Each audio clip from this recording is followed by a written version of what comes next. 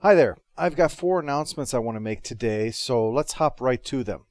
Number 1, Screenwave, the company that hosts the videos, has migrated to JW Player. That was actually the company that I had been looking at originally when I thought about self-hosting. And while there's currently a few growing pains with that right now, with some people with Firefox, and I've had one report with Safari, hopefully once we get past these growing pains that we're trying to work out, this should result in a net positive experience with everybody. We've already had some reports of people who were having difficulty before now being able to watch the show without a problem. Some volunteers, thank you all so damn much for doing this, have been going through and verifying that the videos have transferred over successfully. All 1,065 of them. There's still some back-end work that I'm going to have to do on these, like putting in the cards, adding the metadata to each one, etc. And that's obviously going to be a while when we're talking 1,065 videos. But hopefully, they should all actually be functional right now. Number 2, you might have noticed that the YouTube trailers are all gone. After getting 194 flaggings in a period of like a day and a half, I took the hint and removed all of the trailers. While I might at some point utilize a new system to create sort of trailer files, for now I'm planning to make YouTube home to safe material only. Things which do not include audio or video clips of any kind in order to stop this auto-flagging from happening. So it will continue to be things such as the Terminator and Metropolis info videos, and specials such as the World War Z and the Transformers history. I will not just be doing this with new material, but I'm going to go back and try to convert some of the old material as well to fit this criteria to put on YouTube also.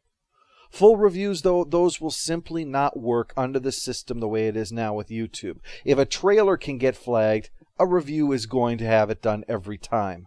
But I will try to still provide material here that I've described for those who want to enjoy the YouTube experience.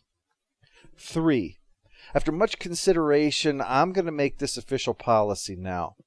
I am no longer taking requests for series that I have not currently covered. The reason is that the length of the queue is so large that I nearly closed it outright just so I could focus on clearing it out. But I'm going to only partially implement that, which is that criteria there. Now, if you're not sure about something you're interested in, don't hesitate to ask me. There are some things that are in the queue at the moment that I wouldn't object to adding to it. The idea is it's much more difficult to add whole new series than it is to work with series that I already am. So, for instance, More Blake 7 is no problem, I'm already doing it. Whereas Lost in Space, that's a whole new thing that I have to tackle. That would add so much time to it that would just take away time that I could spend clearing out this. I hate to call it a backlog because it sounds negative, and it's not meant to be. I am so thankful that I have what could be considered a backlog. This incredible generosity on your part. This kind of thing was expected to be unusual. In fact, if you've been a long-time follower of the show, you know my policy was and is, I don't take requests.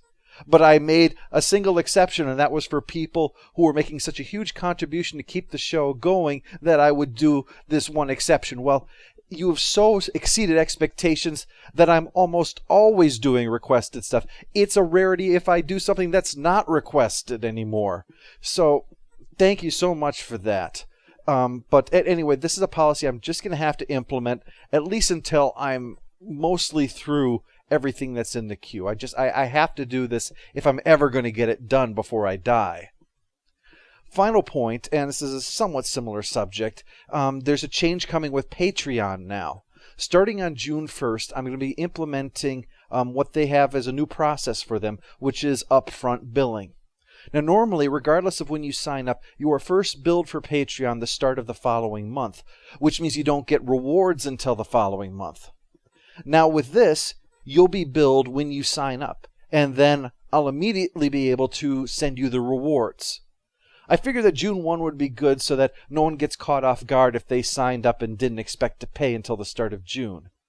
If you haven't seen yet, the front page of the website, sfdebris.com, lists the rewards for the captain and officer packages that are planned for the next month. Red shirts always get a stupid captioned image by me and an even stupider story told by me. Next month's micro review, for instance, is Deadpool, chosen by very important criteria. Specifically, I want to watch it, and I can't make time to do anything that's not related to the show, so now that it's part of the show, I can watch this movie. That's it. I want to thank you so much for listening, for watching the show, and for your support.